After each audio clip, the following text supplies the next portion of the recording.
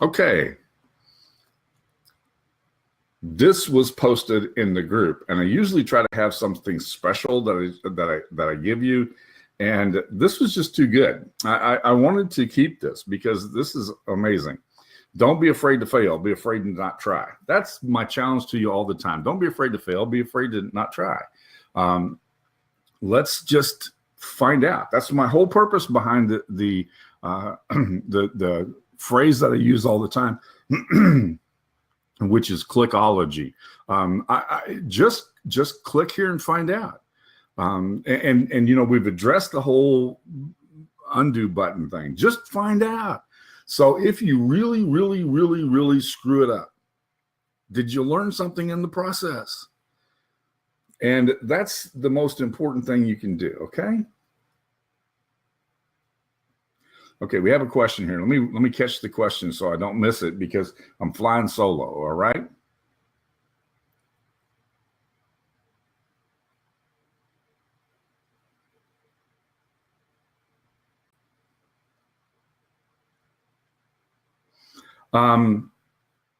Good job, Brad. Failology. We're going to use a couple of ologies today, kind of in the process of this. Greg, let me hang on to that question because I think that I might know what's going on.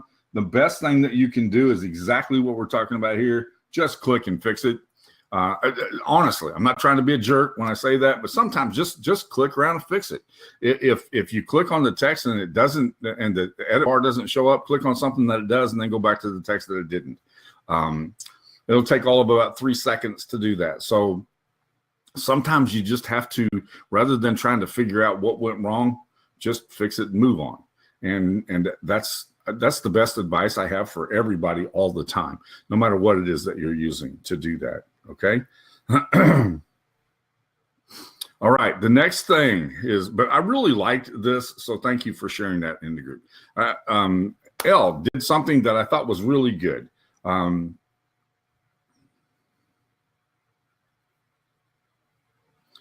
Yeah, sometimes the source of the problem, and I want to address this with Greg because I think this makes sense. Sometimes the source of the problem becomes a source of frustration. And I just fix it and move on.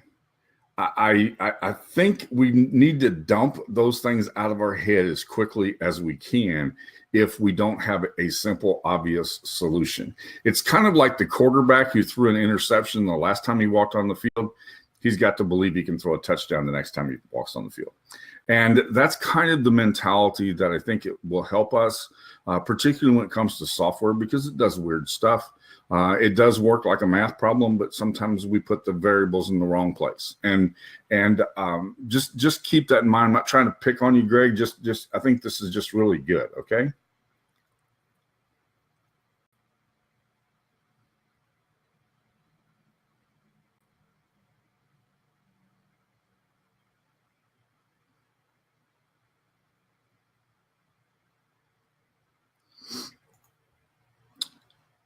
Not sure where you're going with that comment, Tyler. It kind of stumped me for a second. So Elle did something that I thought was pretty amazing. What she did was that she immediately, and I mean, this was within minutes.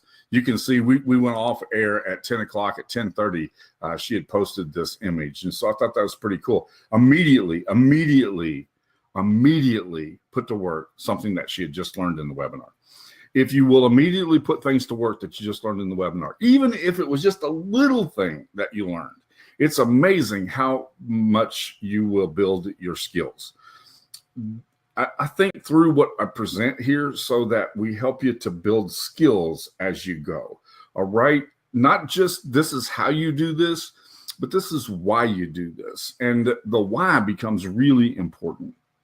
The why of, we keep the skills pretty basic, and I kind of exaggerate some things so that you can see them better in the webinar. But if you put it to work, it's amazing how much difference that makes. Okay.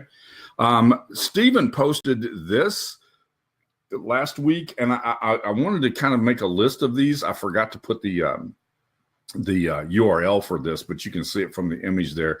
And it's also in the group. He posted this. I actually went there and looked at it, and it's an amazingly powerful tool.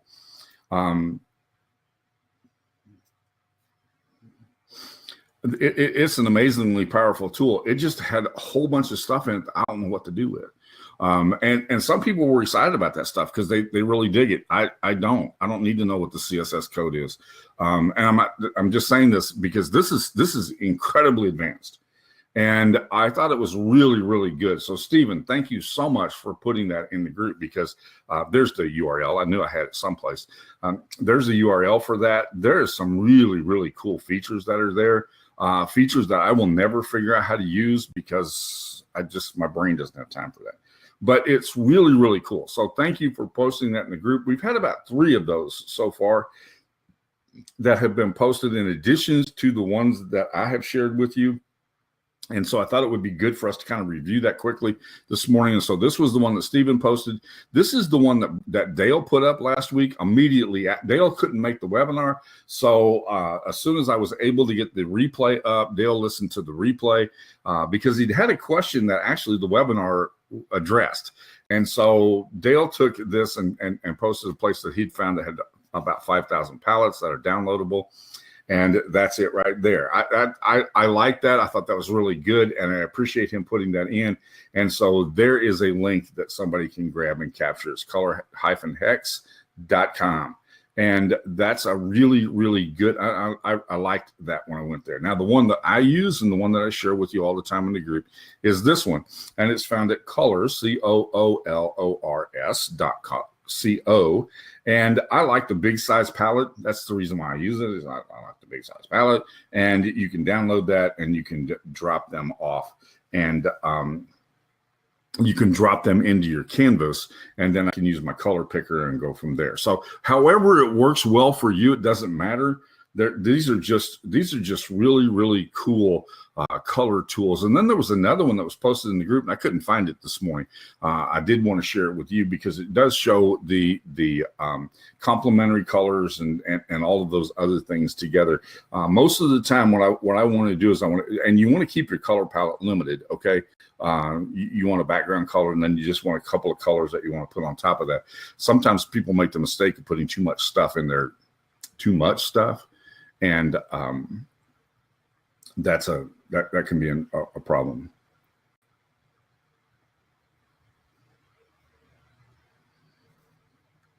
All right.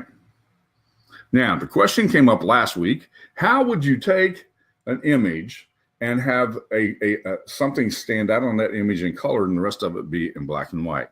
And so I very quickly this morning, in the process of trying to fix the other issues that were going on my computer, not anywhere else, I quickly created this, and I thought it was kind of cool. You know, this is a very simple, but again, we have a grayscale in the background, and we have the color standing out. Now, does anybody know how I did that? Because we talked about it last week. Somebody tell me how I did that.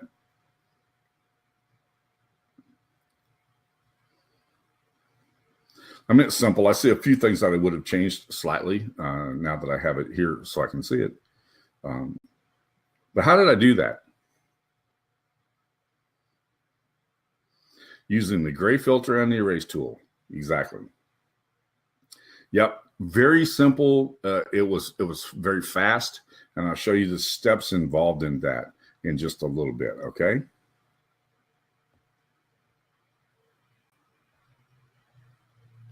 Wow, Rohit, if you've had a request that hasn't been approved, we'll find out why. I know that has not, but it's very important because that's where a lot of this kind of stuff gets addressed a lot. Okay, so we'll talk about that. Now you can be very creative with that. There's all kinds of cool stuff that you can do. So I started playing and I had a little bit more fun with it. Okay, and that was pretty cool. I keep this in mind, Rohit, that when Rose is the admin for that group, so sometimes things just fall through the cracks because she's out.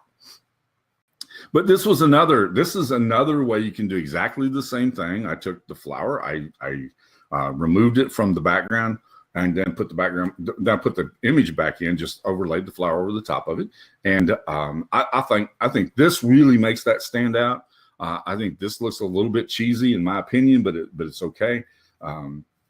but this one really makes a difference. And so once you develop the skill, then you start playing with it and you say, okay, cool, I can do this. And then what about if I did that? And maybe I changed this over here. And then you start to develop the skill of being able to do that rather than just doing it for a one-time kind of thing.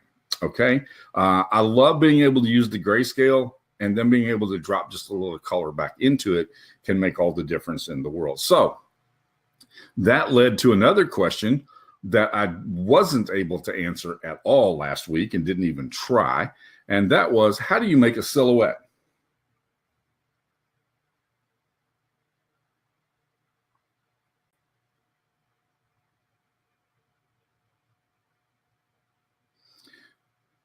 That's what I'm going to do once I get here's a question that's asked. Okay. The question is asked, if you didn't demonstrate it last week, then are you going to demonstrate it today? Absolutely. I'm just going to address those issues, and we're going to set that up as we get ready to go into the canvas and do that. I want to get your head headed in the direction that we're going, and that's what we do in this process, okay?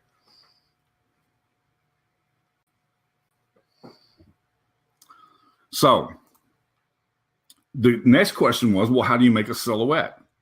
And so I popped in a businessman in the integrations, and I looked at the integrations, okay? And in the integrations, I found under businessman, I found these images. I saved these right here because I want you to see something from this. And this is it.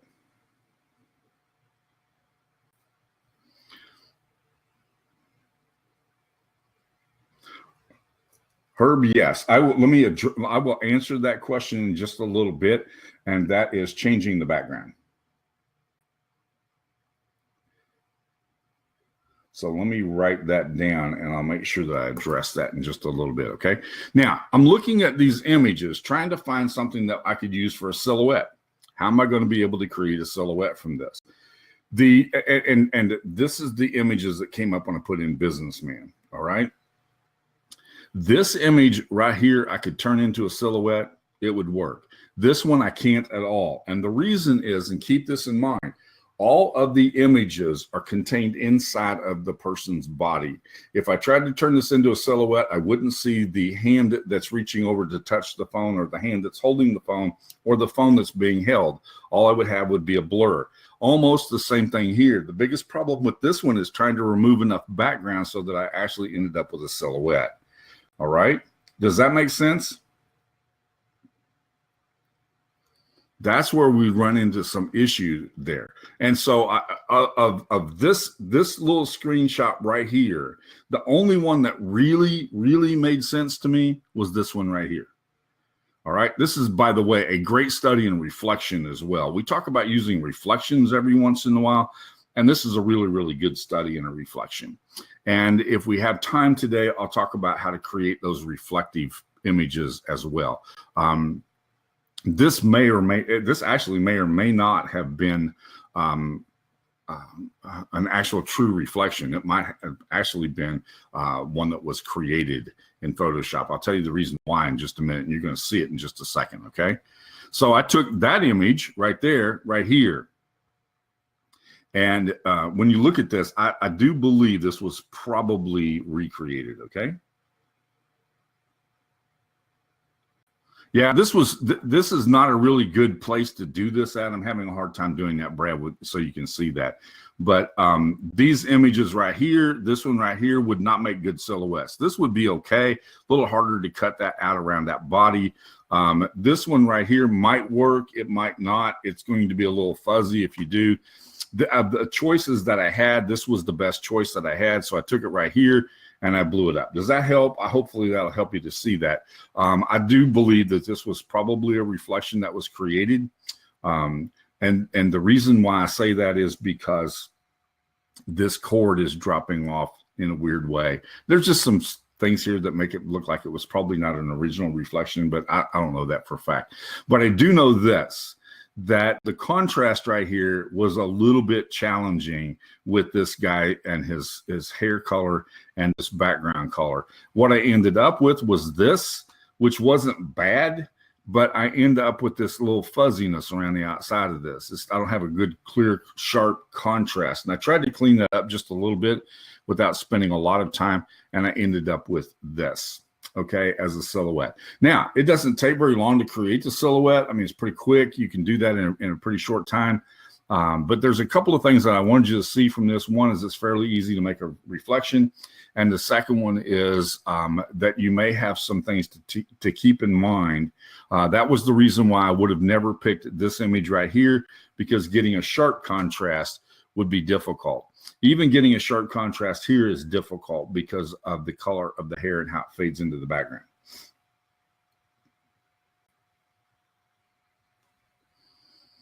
All right, and you see the end result here was that I have a sharp distinction in some places, but not necessarily so in other places. So you want to get a really, really good image.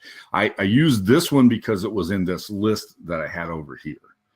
All right. All right. With that, that's where we're going. We're going to talk about some tips for using that as we get into the canvas, and then I'll do my best to try to answer your questions at the end when we get to that section. Okay, so let me switch my screen here and get to the design canvas in UZine. So if you have questions, now's a good time to be putting them in so that you can follow when we get this open, okay?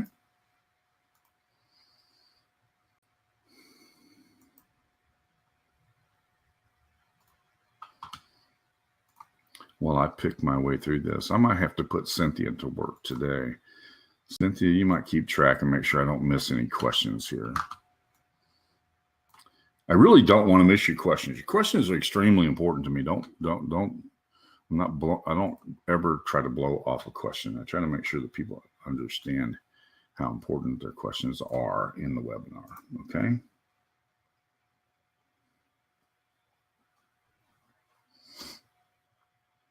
All right, that's my screen. You can see that this, again, it looks fine as a silhouette, but I don't have that sharp, crisp line that I would like to have if I had a good silhouette. You understand?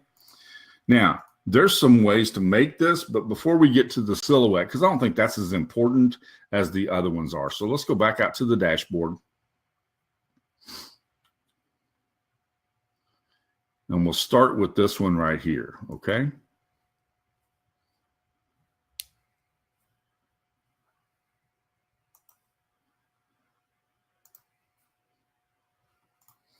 So this is the image before it was filtered. All right, that's not the original. There it is in its original format. I turned it to the grayscale here. Notice when I turn to the grayscale, I want you to see something. Do you see the density in the color right here? That's kind of what I was looking for when I did the background removal. All right, that's the reason why I'm not real happy with the way that it turned out, but it's okay. Now, what I did, I'm going to go backwards through the process of this. All right, so I'm going to go back over to my graphics. I had actually saved this when I cut it out. I saved it as a group. The question came up last week, how do you save those things as a group so that you don't have to download, upload, go through that whole process right there? What I do when I save something as a group is I put another image on it. You see this right here, the star. I put another image on it that allows me to create a group, and then I just delete the image. All right, does that make sense to everybody?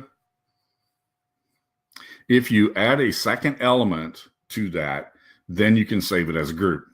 So I saved it as a group.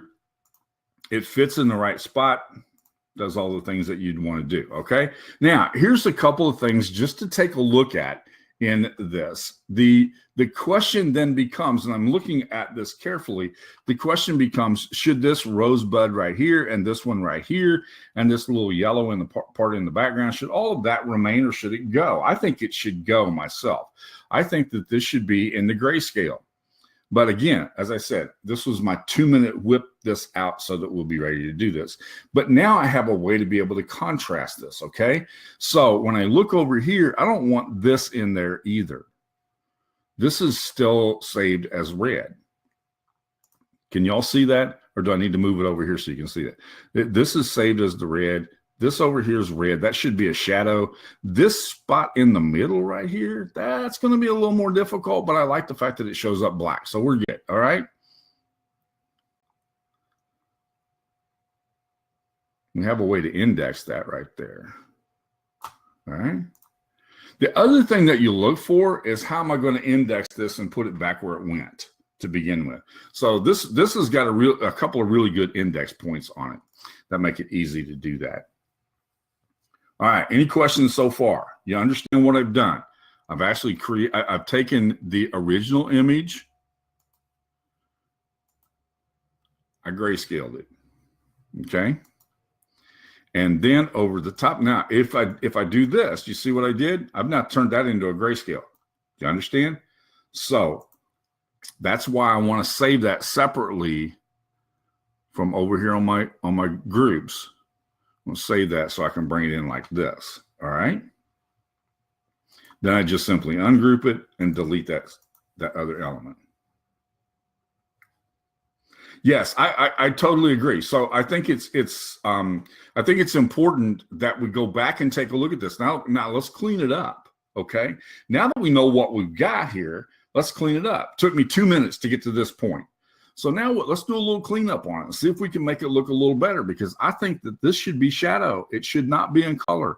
These two things right here should be shadow. It should not be color. Okay. This should be shadow. It should not be in color. So let's do that. Are you ready? I'm going to delete this and I'm going to turn this back to its original form, because people are asking, how did you get the flowers out? And so I'm about to show you. Okay. So I turn on my erase tool.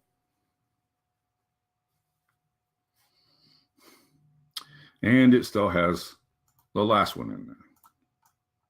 All right, I need to get rid of that because I'm going to erase. I could actually erase that from there. Huh, that's a good question. Let's see if we can do that. Let's just do it that way, all right? Does that make sense? Pull that up. Take this. You can't erase a group, by the way, but you can erase a single image. So let's erase this image right here.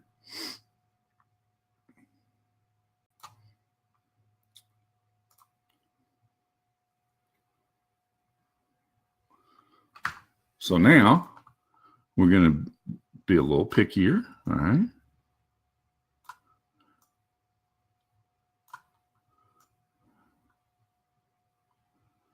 Oops. I want to make sure to leave this hole right here, okay?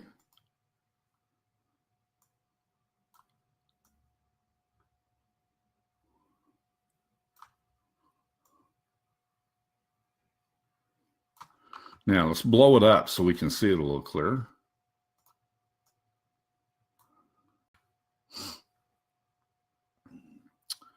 I don't know about the rest of you, but I hate that little episode that happens right there. All right. So now let's just make sure that we've got some colors saved here that are going to be important. That one I actually want to get rid of. So I'm going to save right to here. Save that color. The other thing that you're doing, and I hope you understand that when you're doing this, what you're doing is you're telling the program, I want this color to go away, or I want this color to be saved. So you're picking colors as well as picking spots. All right. Now let's go over here to the erase tool and we're going to get rid of. Now over here, in this particular case, it's going to help me a lot if I have a color in the background. So I'll put a color in the background so I can see where I've actually cut things out. Does that make sense?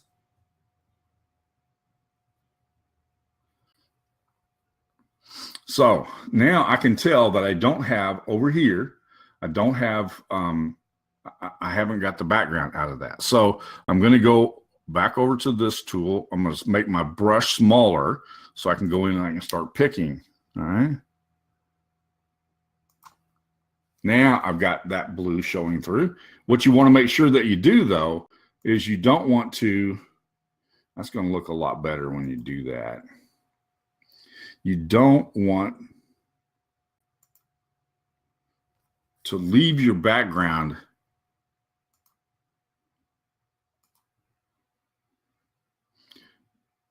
anything but transparent.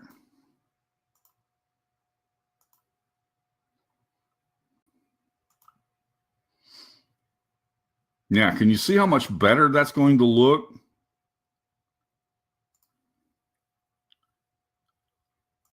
I'm expecting you to answer me, and I'm like, they can't answer me. What am I thinking of here? Let's see if we can get that all the way out. I've got the green right there, so it may be a little bit challenging. I got it.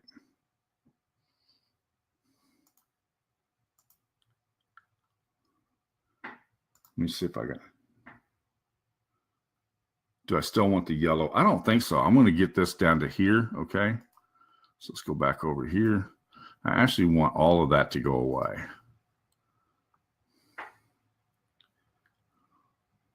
Now, is that looking better to you?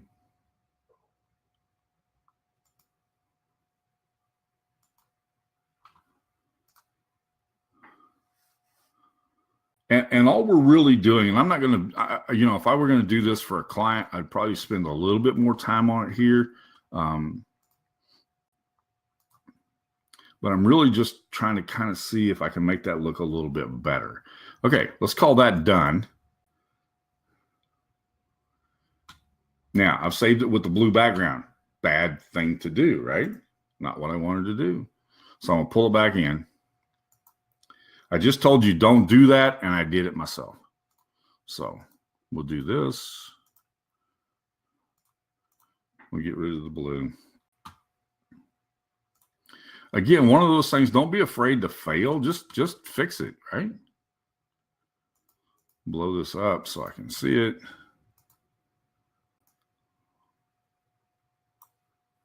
Because I still got to get rid of these two little spots right here.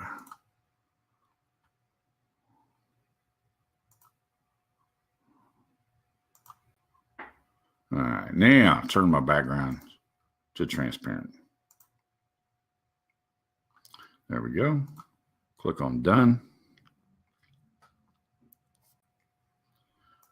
Now I have this overlay. So I want to go, I actually want to make sure that I get the overlay out of it. All right. So what I'm going to do, this is what I was telling you earlier. I'm going to grab a vector image. I always use the first one in the list because it's easier. Save it by holding down the shift key. Now, I've saved them I have them as a group. I save it as a group. Now, delete that. Go to this, turn the filter on, because the filter's got to be on before I put the color over the top of it, right?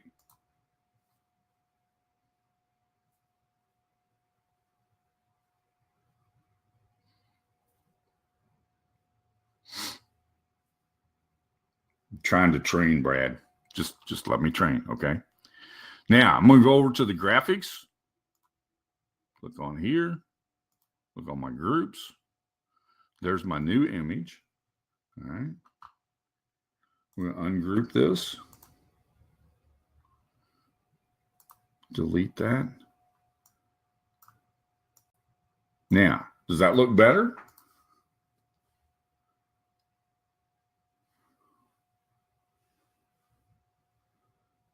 By adding these shadows back in, I think it looks better than it did before, right?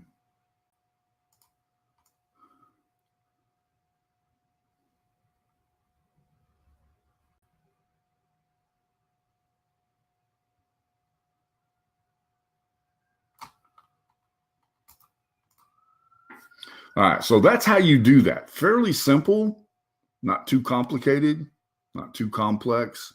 You're just simply using the background removal tool to remove the background. And then you're using the filter tool before you add the color image back on top of it. Simple process, doesn't take but just a few minutes to do it. Takes longer to explain it than it does actually to do it. And so there you go. Now let's go back over to the other flower that we had. We'll walk through that same process because it's a little bit simpler.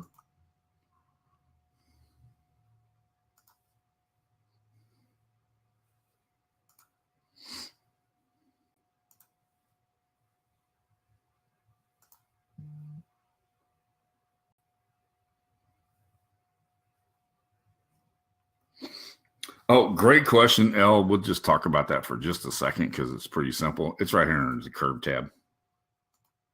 The basics, what shows up, it's right there under the curve tab.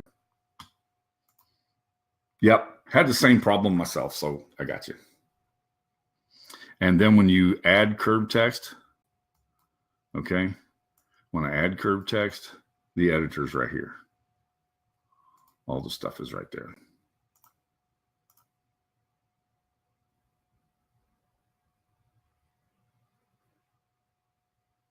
Because that way I can save it as a group, Brad. Brad's asked this question. It's a really, really good question. Why did you add the shape to the color image when you saved it? I did it only so I could save it as a group. I didn't want to have to download it to my computer and then upload it back up again. So the only way I can save it as a group is for me to save it. I have to add an element to it.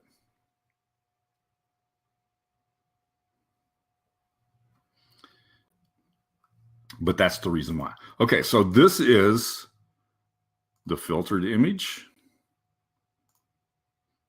right there.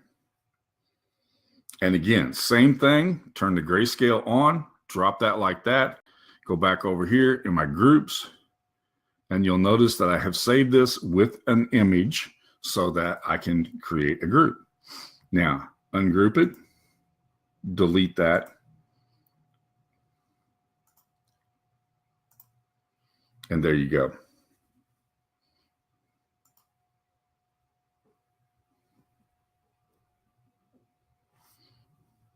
Yeah, really, this is a really, really good looking look. All right. I like it. It makes that flower pop off of the page. This is last week when the question was asked, I thought, wow, this is really, really a great question. I just don't really have time to address it. I talked through it, but I wanted to make sure that you got a chance to see exactly how to do that because this is fun. This adds an element, and I wanted to show you how to save it as a group because this makes it go really fast. And I mean really fast. This was an easy one to do, and usually the easy ones are the best.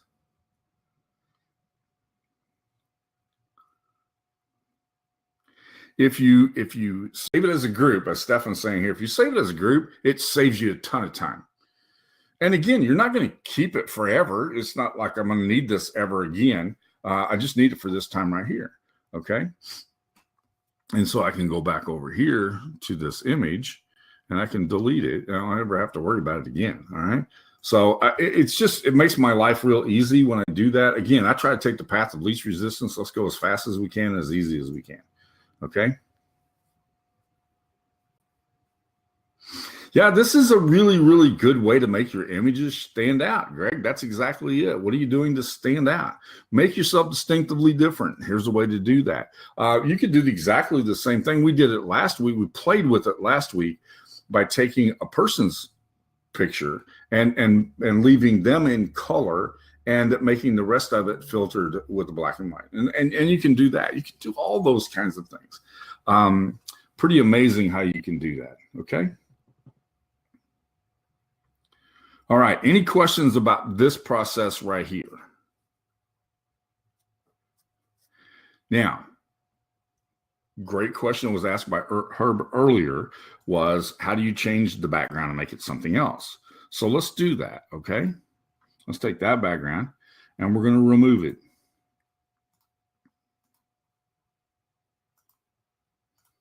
That leaves me with this flower right here. Now I can change the background. I can put it on a gradient background like that. I can put it on a patterned background. Or I can put it on an image.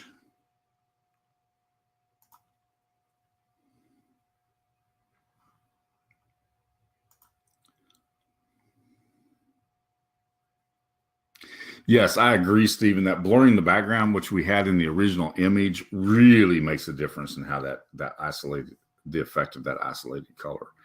You're exactly right. Let's play with this just a little bit further. Let's do this right here. Because the edges of that flower are a little fuzzy. So let's do this. Let's do the very thing that we're talking about here. And we'll blur that background. Oh, wrong image. We'll blur the background right here. Reduce the opacity on it just a little bit. And we're going to play with this for a time, okay? So now I'm going to blur that background.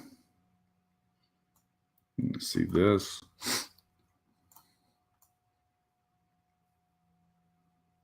Makes that stand out a little bit more. Now let's change the, this is an image sitting on top of the background. So let's go over to the background, make it solid. Can you see the difference already? We talked about, I thought that's what I was doing, Gene. So do you see the difference that changing the color of your background makes? We talked about overlays and underlays last week. This is a good example of an underlay. This is a color laid under the image that's there, and that's it right here. I can change the color of that, and it changes. Do you see what happens when I do that? And the more the opacity is reduced, the more that color comes through. Okay. Yeah, I was just about to show that, Gene. And if I'm not happy with this background right here, I have to go over here to, and I can use any of these tools to do that. But let's go over here, and we want to use a fence.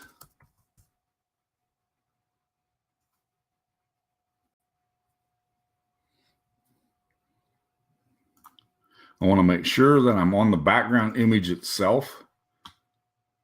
And then I go over here and take the replace tool. And then I can replace the image. It's turned on. Let's see what's going on here.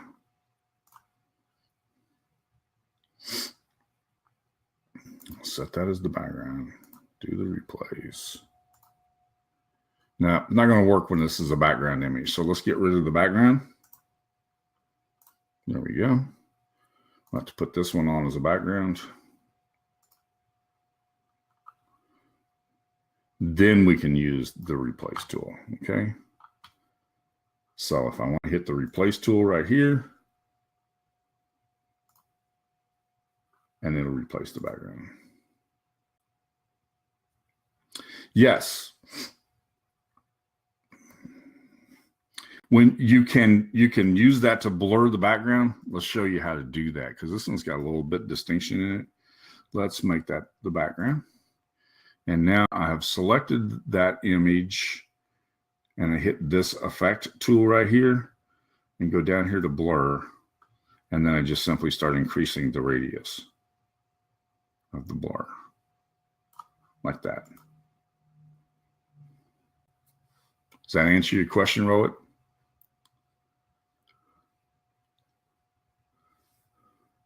Now, again, I can play with these images here.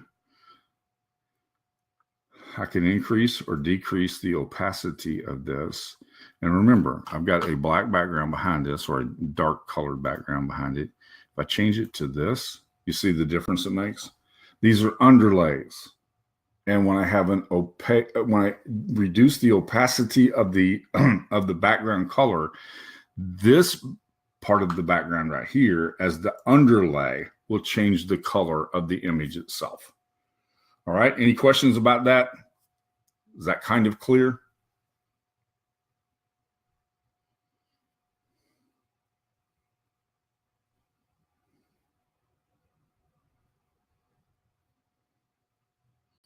But again, if I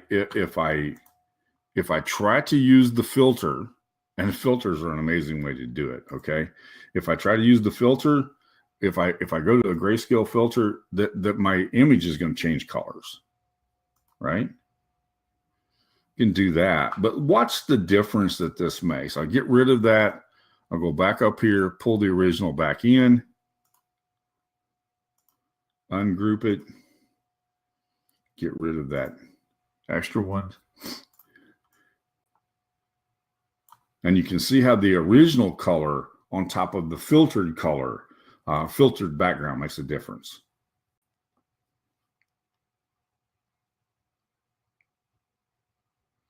Again, this is a great way for you to be able to stand out from the crowd.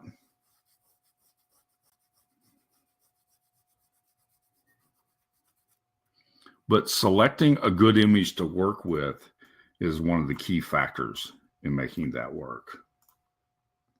So let's talk about the images to work with first. Okay. This is a really good image to work with because I've got a distinction in the color. Understand? Because that color is distinctively different, it's easy to do. This one's easy to do.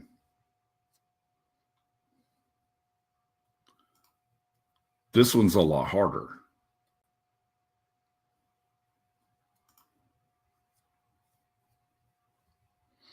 This one, it's really not even necessary because she's standing out against a grayscale, on almost grayscale background anyhow.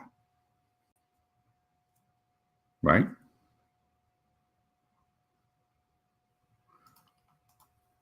Obviously, no reason to do it here. If Herman was on, Herman's favorite object is a cow. If Herman was here, he could give us some cow instructions.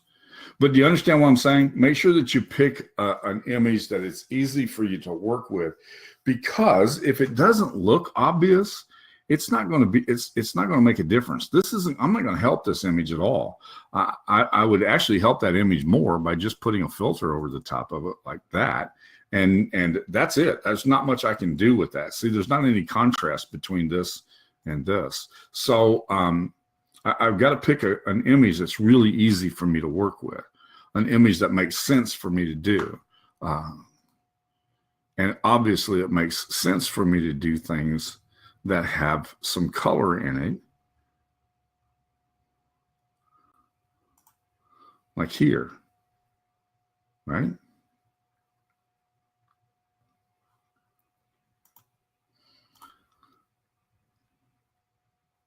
Here's an interesting challenge. Let's play with this one for a second, because you can actually enhance these images dramatically. All right. Let me play with this just a little bit. Obviously, our background removal tool is great for removing the background, right? Oops. It's obviously great for removing the background. But what about just using it to enhance the image? Change your brush size. What about just using it to enhance your image some? All right. See if we can do this.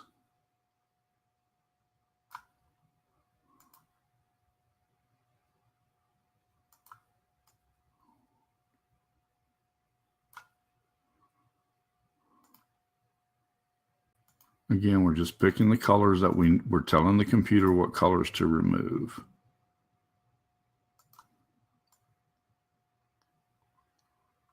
Or what colors to save in this case, because we're saving this color, but what colors we're going to get rid of. Then we just start getting rid of this stuff, okay? Come back over here. Make sure we don't lose the stem.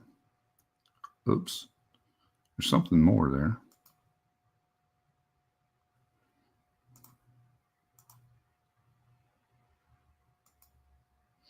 Your brush size makes a big difference. When that happens, grab the scalpel. See if you can't enhance that just a little bit. There we go. Now we're going to get rid of the rest of this.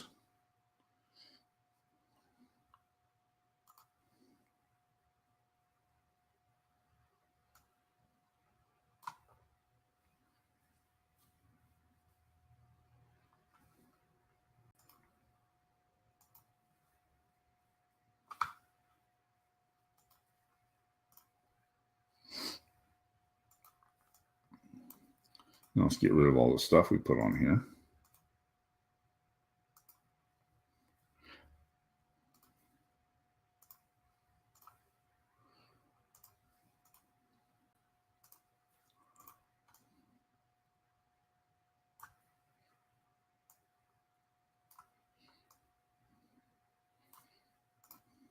Have I changed the concept of this thing to begin? Have I changed the original concept of this?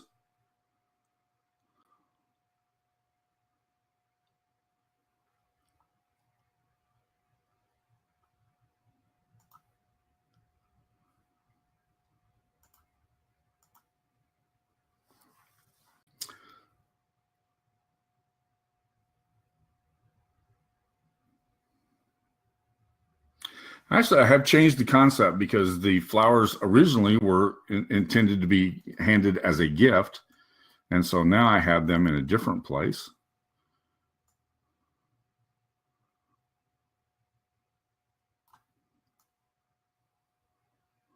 Like this.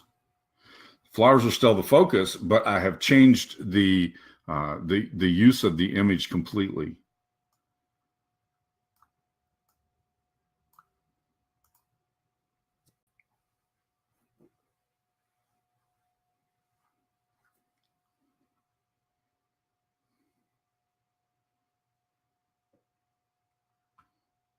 So I've taken two images that exist in public domain that anybody would have access to, because I went from this little bitty image right here to making it the background right here. That has made a big difference. And then I took this, the flowers that were being presented as a gift, and I added them to the foreground of the fence, right? Now let's take this background image right here and let's play with the background a little bit, like that. And now I've changed it drastically, right?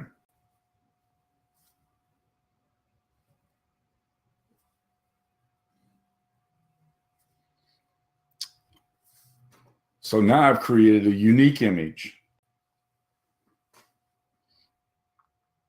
This no longer looks like this or the other one, either one. And I've created a new and unique image. The problem with using images that you get from here, from Pixabay, or anywhere else for that matter, is that other people have access to them too. So by taking them and doing what we've just done right here, I've made that image something that nobody else has. Is that correct? And how long did it take me to do that? It took me longer to explain it than it did to do it. So if I'm looking for a really cool, unique background, and I start out with a Pixabay image, I can change it drastically.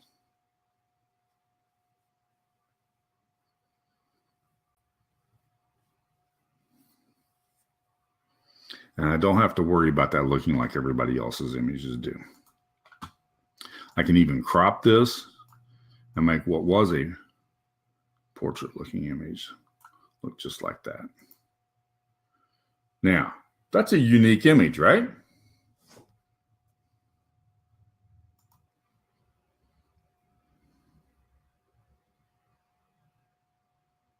See if I had a quick example of that. I don't see one real quickly here.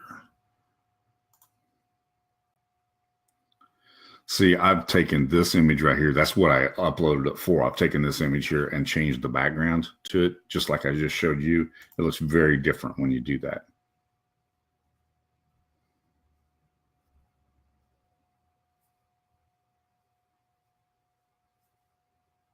Okay, with that, we're going to wrap up. Hopefully you'll begin exploring the way you can use the background removal tool to enhance your images, not just remove backgrounds, but to enhance and change and modify images, make them uniquely yours. You'll take some of the images that we have with our integration partners, and you'll be able to use those for other things and make your images stand out, as Greg had said earlier. Okay? All right. Thank you so much. I appreciate you joining me today. We'll be back here next Friday, same time, same place. And I'll give you some updates on Mock Design as soon as I get my computer fixed. Thank you very much. Talk to you soon.